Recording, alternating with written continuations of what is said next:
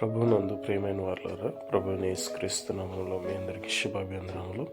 ఉదయకాలమున Calvary కృపాసన వెతకమని ఆహ్వానించుచున్నాను.